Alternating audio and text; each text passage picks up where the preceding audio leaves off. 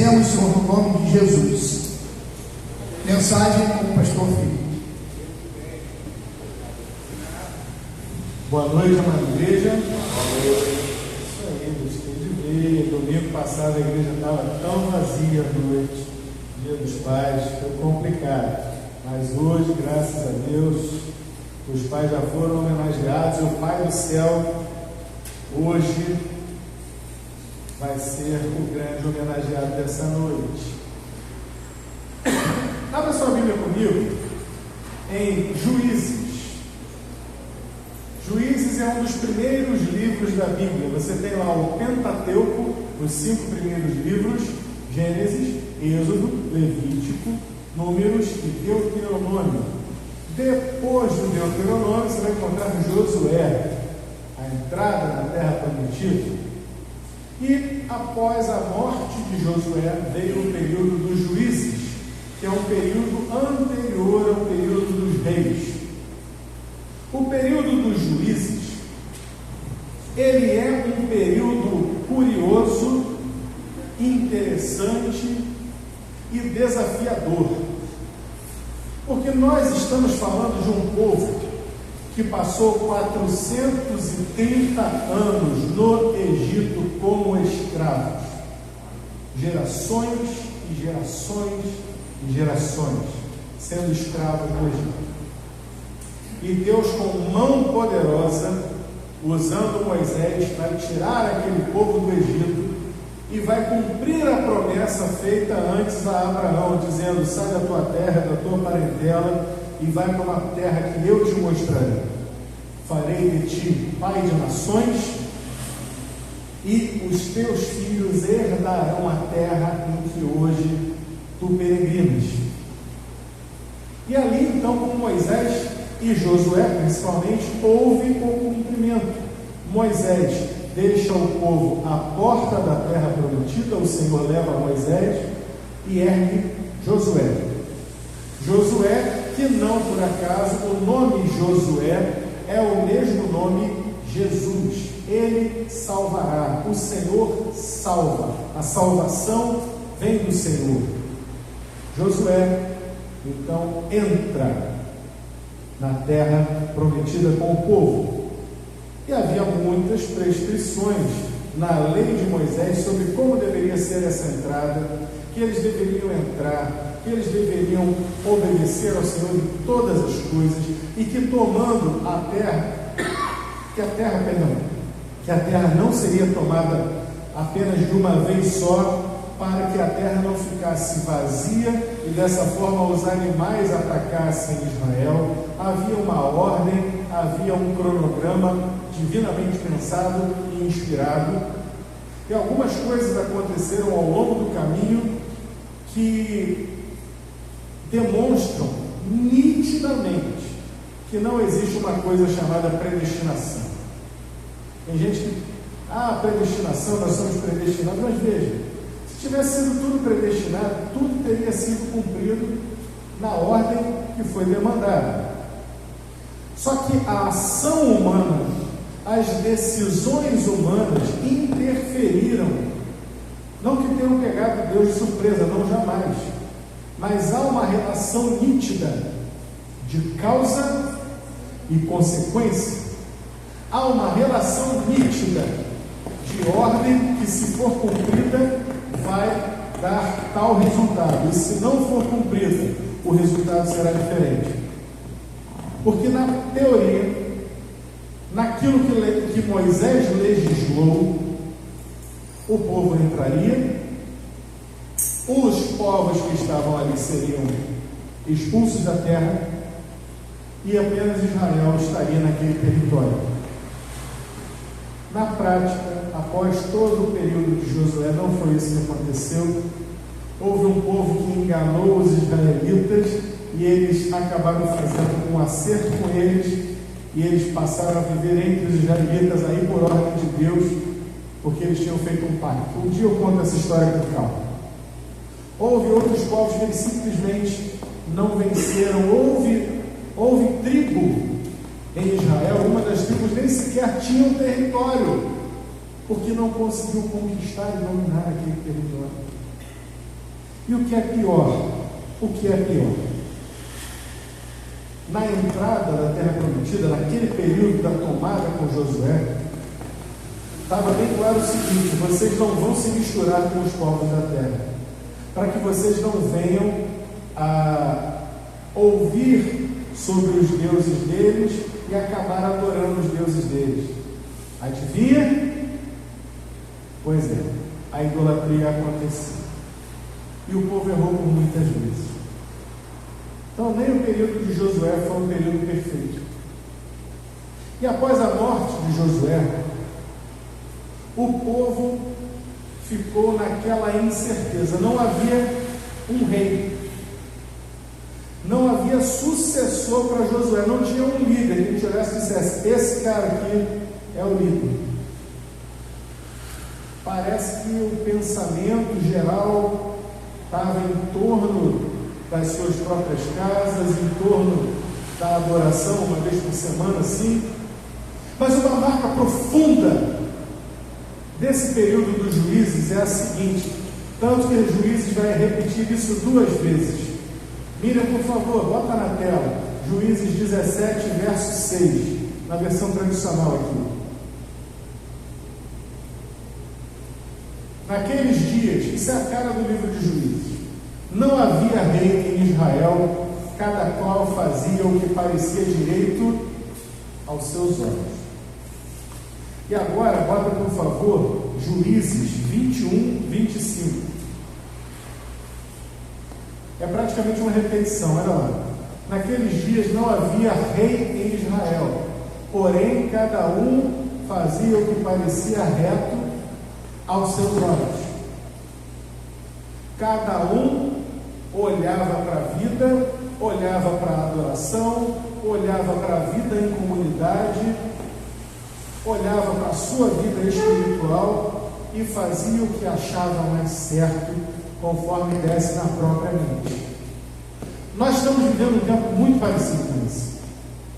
Nós estamos vivendo um tempo muito parecido com esse, porque embora haja pastores, líderes, profetas, verdadeiros profetas que pregam a palavra de Deus, isso que eu faço aqui é profecia, é entregar a palavra de Deus. Não tem mistério nenhum nisso, não, eu simplesmente estou relatando a palavra de Deus. Nós temos isso ainda hoje. Mas veja, muitos vão atrás das suas próprias ideias.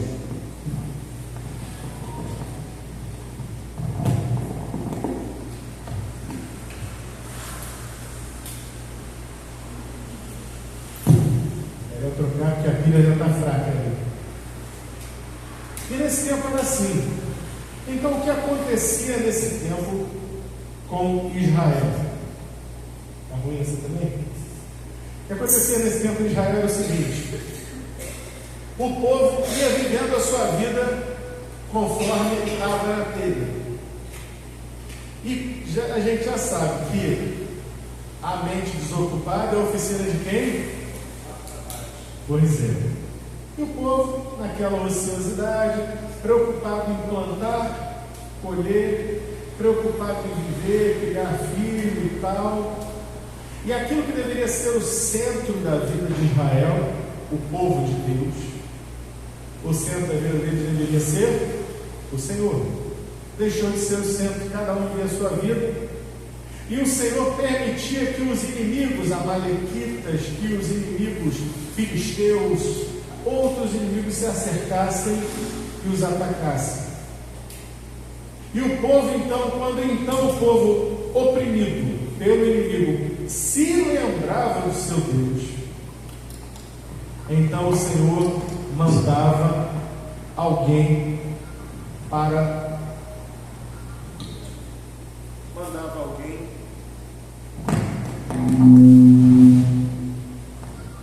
o Senhor mandava alguém ali naquele momento para dar uma solução. Esses eram os chamados juízes. O Senhor levantava. Agora, abre comigo aí, Miriam, por favor, Juízes capítulo 13. Não houve uma sequência de juízes assim, morre um, outro toma lugar, não, mas conforme esta necessidade o Senhor ia permitindo. Vamos ler Juízes 13:1, para vocês terem uma ideia do que está acontecendo. E os filhos de Israel tornaram a fazer o que parecia mal aos olhos do Senhor nesse período, e o Senhor os entregou nas mãos dos filisteus por 4 anos, 40 anos, 1983. O que você estava fazendo em 83, meu irmão? Pois é, desde 83 o nosso povo está sendo oprimido pelos filisteus. Você tem noção do que é isso? É uma vida. 40 anos sendo oprimidos pelos inimigos filisteus. Vamos continuar na leitura. E havia um homem de Zorá, da tribo de Dan, cujo nome era Manoá, e sua mulher era estéril e não tinha filhos. Imagina a luta: o homem não tinha filhos, a mulher estéril vivia sob a batuta lá dos filisteus, oprimindo por 40 anos. E o anjo do Senhor apareceu a esta mulher e disse-lhe: eis que agora és estéril e nunca tens concebido, porém conceberás e terás um filho. Agora, pois, guarda-te de que bebas vinho ou bebida forte, nem comas coisa alguma imunda, porque eis que tu conceberás e terás um filho, sobre cuja cabeça não passará navalha, porquanto o menino será nazireu de Deus desde o ventre, e ele começará a livrar a Israel das mãos dos filisteus. Vejam isto: o Senhor tinha um plano. Por 40 anos aquele povo estava ali sofrendo nas mãos dos filisteus. Por 40 anos o povo sofreu nas mãos dos filisteus. Mas o Senhor tinha um plano, e o plano não era de agora para daqui a pouco, de agora para agora mesmo. Uma pessoa não se forma de uma hora para outra. 40 anos depois, o Senhor coloca Sansão no ventre da sua mãe. E ainda vai passar tempo até que ele cresça, até que ele cumpra o chamado dele. Percebam que o Senhor não deixa o seu povo desamparado. Ele tem um plano de libertação. Vai demorar um tempo. Sansão vai nascer. Há toda uma preparação para o nascimento dele. Há ordens específicas para aquilo, para a forma como ele deveria ser criado, para que um dia ele então começasse a livrar a Israel. Isso é algo que nós temos que ter em mente. Porque nós, meus irmãos, nós somos homens do nosso próprio tempo. Naquele tempo, nesse tempo aqui dos juízes, cada um fazia o que achava mais certo. E nós, como filhos do nosso tempo, nós gostamos das coisas de agora para agora mesmo. Você quer a coisa ao toque de um clique. Quantas vezes eu faço compra online? Compro na Amazon. Se comprar agora ou nas próximas 4 horas, entrega garantida amanhã. É incrível isso. É inacreditável. Tem coisa no Mercado Livre que, se você comprar de manhã, chega de tarde na tua casa. É inacreditável, é impressionante como mudou. E se você for ainda mais apressado, você pode comprar e retirar dali a 2 horas numa loja. Por exemplo, nas lojas americanas. Poxa, eu estou precisando disso aqui, vou comprar. Compra online, espera 2 horas, você vai na loja americana, vai no Plaza almoçar, vai lá e pá, pega o produto. Já fiz tudo isso. Nós gostamos da coisa feita, pronta, na hora. E vamos combinar: depois de 40 anos de opressão, o povo já estava no Salmo 40. Senhor, apressa-te, ó Deus. Digo, Salmo 70. Apressa-te, ó Deus. Tudo bem, não existia salmo nessa época, eu sei, isso é antes. Mas o povo já estava nessa, né? Deus tem que se apressar, é urgente, é para ontem. Quantos foram agredidos, quantos morreram, quantos perderam colheitas, quantos foram roubados, perderam animais, quantos empobreceram, passaram fome por causa dos filisteus. 40 anos. E agora Deus vai colocar o seu plano para começar. Não podia ter visto isso lá atrás, 20 anos atrás, 25 anos atrás, mas ali foi o momento de Deus. O que nós muitas vezes não prestamos atenção é que a Bíblia diz claramente o porquê da coisa acontecer, porque nós queremos a solução para o problema. Eu quero é me livrar do filisteu, mas a causa do problema está lá no versículo 1. Os filhos de Israel tornaram a fazer o que era mal diante do Senhor, aos olhos do Senhor. E o Senhor os entregou nas mãos dos filisteus.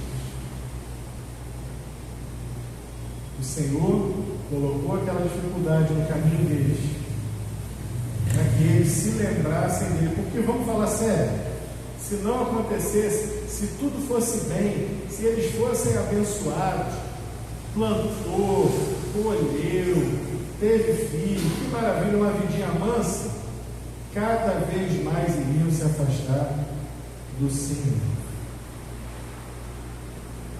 Mas eu quero falar não é sobre só o povo de Israel, eu estou fazendo esse preâmbulo sobre o povo, sobre como o povo pensava, porque nós vamos falar deste homem, Sansão.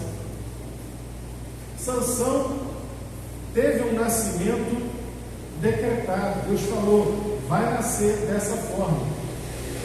E a mulher de Manoá, ela não deveria se alimentar de nada que viesse da videira, nem uvas passas, nem uvas, nem suco de uva, nem nada que viesse da videira, muito menos o vinho.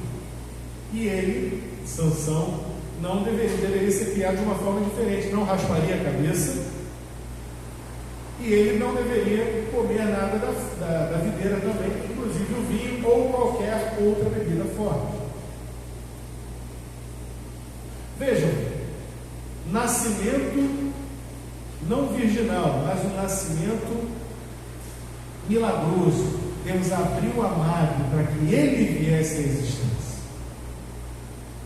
Sansão, Deus tinha um plano para Sansão e para Israel. Deus diz claramente, ele começará a livrar o povo.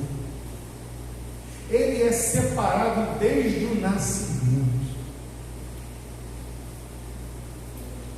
Eu, como pai, eu te confesso, você já pensou com a gente um negócio desse? Já parou para pensar na seriedade disso? A gente olha um para o outro assim, em termos de criação da criança, às vezes a gente fica meio assim, mas você imagina, olha, essa criança não pode comer uva, fruto da videira, não pode cortar o cabelo, não pode, tem que ser criado ali, diferente, separado dos outros. Imagina a Letícia dizendo o clássico para o Sansão. Mas mãe, todo mundo vai, mas você não vai. Por quê? Porque você não é todo mundo. Já não te falei sobre como foi que você veio à existência, que o anjo do Senhor apareceu a mim, depois apareceu ao teu pai, explicando que você é consagrado desde o nascimento, desde o ventre. Eu fico imaginando Sansão, mãe, mas logo eu, tanta gente. Sansão deveria ser muito grato. Sabe o que significa o nome Sansão? Ele é como o sol. Ele é como o sol é vida, o sol é luz, e ele seria um juiz, o sol da justiça. Sim, eu estou brincando com palavras aqui, mas para você entender que, de certa forma, Sansão prefigura Cristo. porque ele foi chamado à existência e foi trazido à existência para uma finalidade: livrar o seu povo, libertar o seu povo. Não era essa a esperança que o povo tinha de um Messias? Que fosse alguém, um homem que libertasse o seu povo? Ainda nos tempos de Jesus, os saduceus esperavam exatamente isso: um líder forte, poderoso, político, que tocasse os romanos para fora da língua. De certa forma, Sansão prefigura Cristo, e de certa forma, Sansão demonstra o que somos nós. E isso me chama muito a atenção. Isso tem muito ensinamento para nós hoje, para esse tempo que nós vivemos. Essa semana eu estava contando a história de Sansão para Helena, e brincando com ela na linguagem que ela entende, eu dizia para ela: olha filha, Sansão era fortão, Sansão era cabeludão, mas Sansão também era o que, Heleninha? Ele era fortão, cabeludão e... Fala. Lembrou não? Está com vergonha. Eu brincando com ela dizia assim: mas ele também era bobão. A parte que eu digo que ele era bobão não é desrespeito com ele. É simplesmente para mostrar que ele é um pecador como cada um de nós. Sansão, nas suas quedas sucessivas, ele foi atraído por aquilo que a Bíblia vai afirmar lá no Novo Testamento. Ele foi atraído e engodado pelas próprias concupiscências, pelo próprio pecado que havia na sua carne, pela concupiscência dos olhos. Você quer ver um exemplo? Mire, capítulo 14, verso 1. Olha o que acontece no capítulo 14, verso 1. E desceu Sansão a Tímina. Tímina é uma cidade lá da Filístia. Veja bem. Há um clima de guerra, há um clima de inimizade entre os israelitas e os filisteus. Você acha que é prudente o israelita ficar de graça com o filisteu, que é inimigo dele? Mas Sansão desceu a Tímina, foi lá. E vendo lá em Tímina a uma mulher, 2 filhos dos filisteus, uma filisteia, subiu e declarou-o a seu pai e a sua mãe, e disse: vi uma mulher em Tímina dos filhos dos filisteus, agora pois tomai-ma por mulher.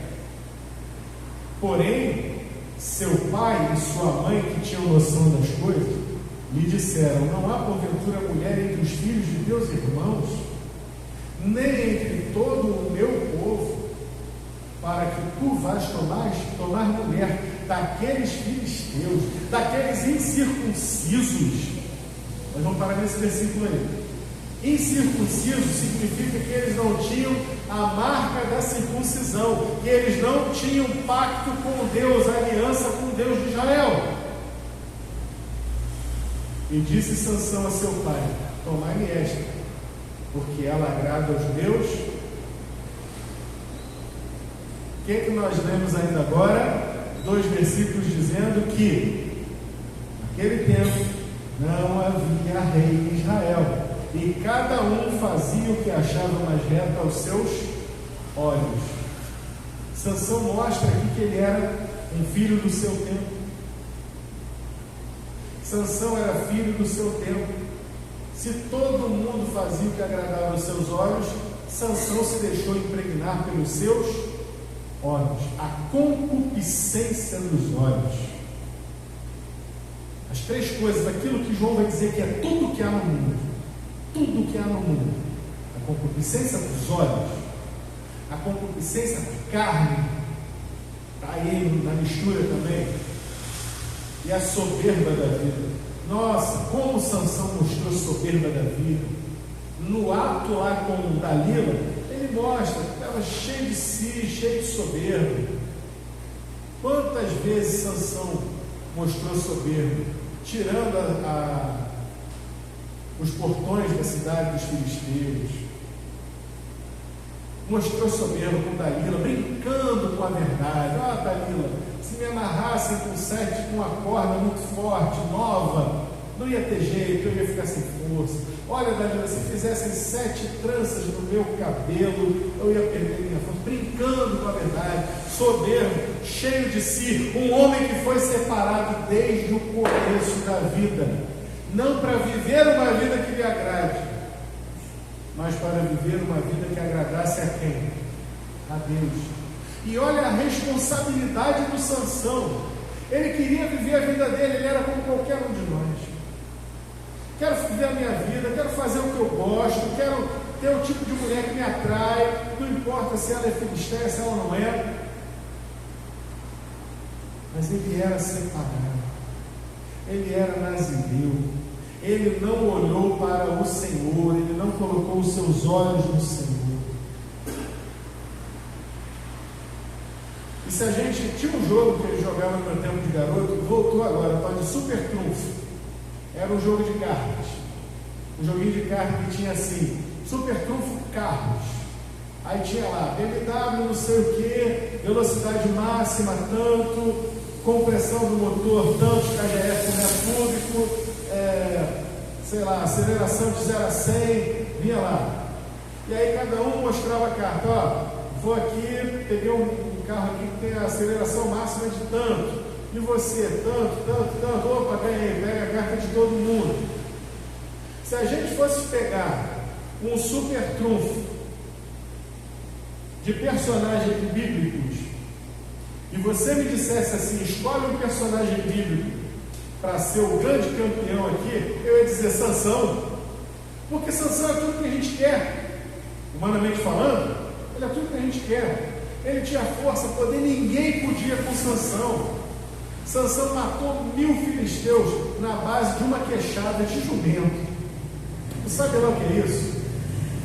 Falei para os irmãos outro dia, nos portões de uma cidade, o portão de uma cidade era um negócio desse tamanho aqui, desse tamanho, lá em cima e aqui embaixo, assim, era um negócio monumental, gigantesco. E Sansão pegou os portões da cidade, feitos com dobradiças, na época de ferro ou de bronze, uma madeira grossa. Aquela madeira tinha que ser grossa para ela aguentar a pancada de arite. Sansão pega as portas da cidade e leva e joga lá, sei lá que distância adiante, só pela pilha, para mostrar para os filisteus quem é que mandava. Sansão tinha poder, tinha força. Sabe o que faltava a Sansão? Algo que não pode faltar em nós, um coração cheio de Deus.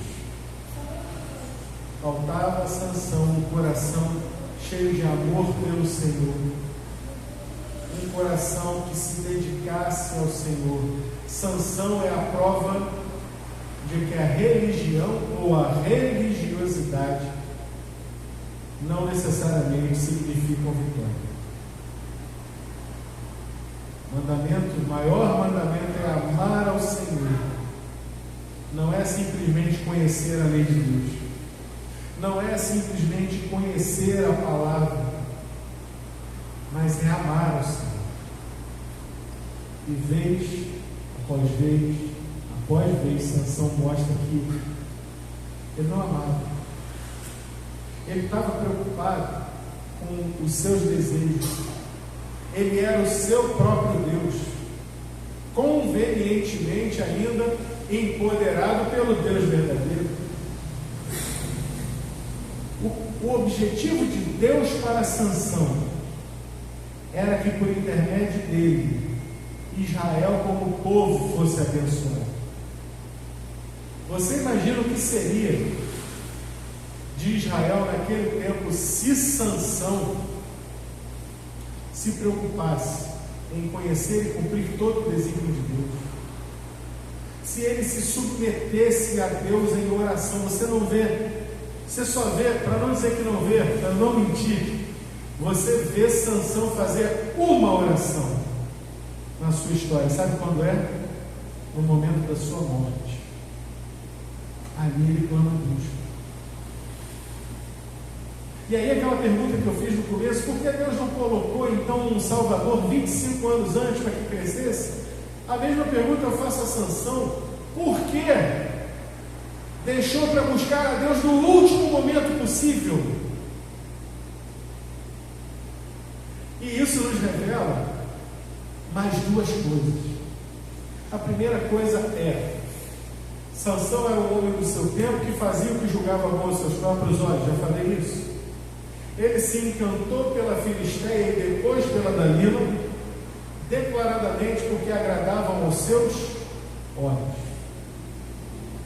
Quando Dalila o trai, quando Dalila entrega aos filisteus, e os filisteus prendem Sansão, qual é a primeira maldade que os filisteus fazem com Sansão? Perfuram os olhos dele. Os portões da lascívia, os olhos, a candeia do corpo, como disse o Senhor Jesus. O Senhor Jesus declara isso: os olhos são a candeia, a luz do corpo. Se os teus olhos forem bons, todo o teu corpo terá luz, mas se forem maus, todo o teu corpo será tenebroso. Ah, Sansão, se não se deixasse deixar pelos olhos, não deixasse guiar pelos olhos. Como temos nos guiado, meus irmãos? Pelos olhos da fé, pelos olhos espirituais, segundo todo o conselho de Deus, ou conforme dá na nossa telha, na nossa vontade. Isso é perigoso em tudo na vida, em tudo.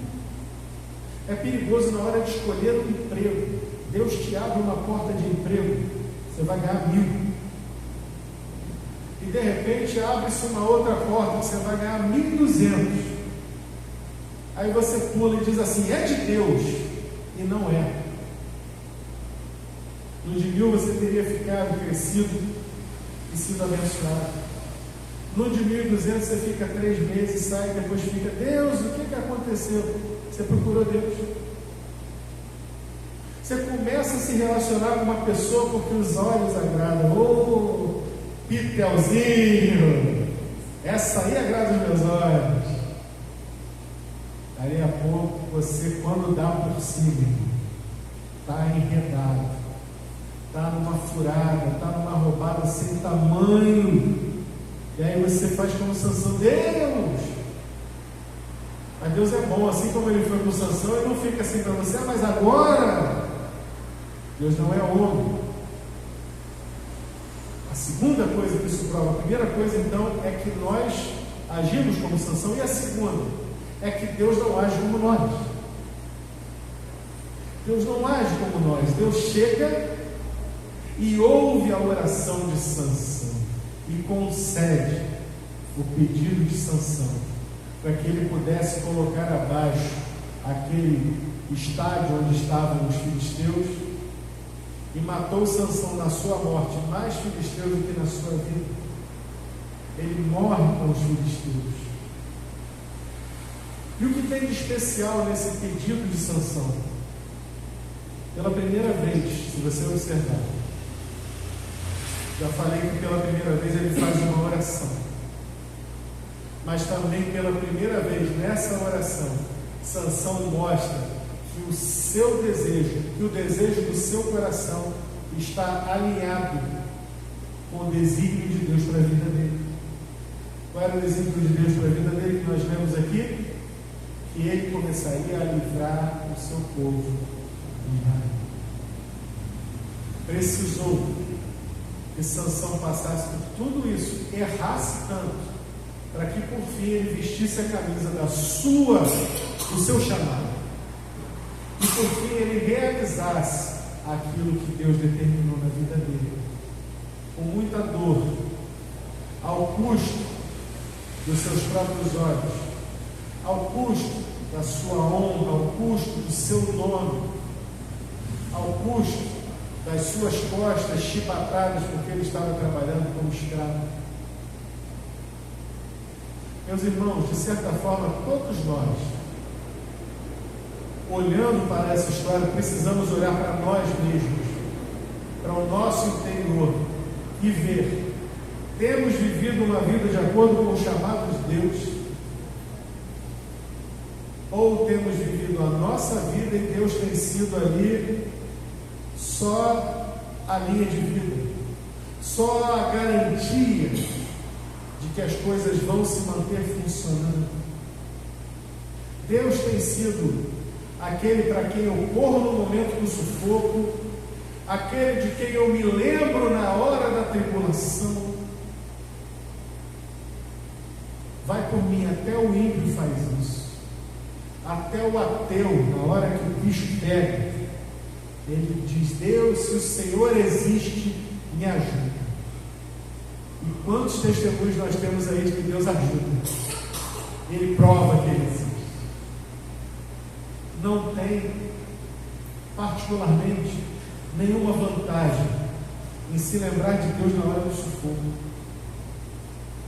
Mas nós não somos chamados para isso, como Sansão não foi chamado para isso. Sansão foi chamado para viver uma vida de graça, de excelência, de serviço nas mãos do Senhor. Poderia ter sido uma bênção durante toda a sua vida, de forma perene. E você e eu estamos seguindo o caminho de Deus para nós, ou estamos seguindo a nossa vontade, o nosso desígnio? Não deixemos que a nossa vida cristã seja uma vida parecida com a de Sansão, em que Deus está ali, mas Ele não é o centro. Em nome de Jesus, não permita isso na tua vida. Deixe que Ele seja o centro. O primeiro mandamento tem que se cumprir na minha vida e na sua. Amarás o Senhor teu Deus todo o teu coração. Não é como o restinho do fundinho lá do teu coração, que está muito cheio de si mesmo, dos próprios desejos. De toda a tua alma, de todo o teu entendimento. Sabe qual é a boa notícia? A boa notícia é que há tempo para repensarmos se estivermos nesse erro. Há tempo para nos apresentarmos ao Senhor e dizermos: Senhor, basta. Eu reconheço diante da palavra dessa noite que eu preciso voltar os meus olhos para o Senhor e parar de olhar para mim. A boa notícia é que Deus não está com o seu braço encolhido, mas Ele estende a sua mão ao pecador, aquele que verdadeiramente se arrepende. E talvez aquela que seja a melhor notícia é que Sansão, que viveu essa vida que eu acabei de contar para vocês aqui muito rapidamente, Sansão, quando a gente vai encontrar lá em Hebreus, no capítulo 11, aquele capítulo que vai falar da galeria dos heróis da fé, o nome de Sansão está lá. Ele é um dos heróis da fé. Se Sansão, que viveu dessa forma, foi abençoado e consta na galeria dos heróis da fé, imagina o que o Senhor não tem para nós, que conhecemos o Filho de Deus, que temos a palavra de Deus nas nossas mãos. Meus irmãos, cada um de nós tem que escolher viver uma vida que agrade ao Senhor, custe o que custar. Custe o que custar. Hoje, amanhã, depois de amanhã, todos os dias até o fim das nossas vidas. Amém? Nosso Deus, pedimos a Tua graça, que essa palavra penetre os cantos escuros dos nossos corações, que nós possamos ser achados, Senhor Deus, ainda em tempo para voltarmos ao caminho reto, se há alguém aqui entre nós que tem desandado no caminho reto. que essa história desse homem separado pelo Senhor, que sofreu tantos reveses pela própria falta de seriedade em cumprir o mandato do Senhor, que essa história possa penetrar nos nossos corações e que Teu Espírito Santo fale a cada um e nos ajude a andar nos Teus caminhos. Isso não provém de nós, disso dependemos do Senhor. Faz a obra em nós, Senhor, em nome do Senhor Jesus, porque oramos. Amém. Vamos louvar ao Senhor.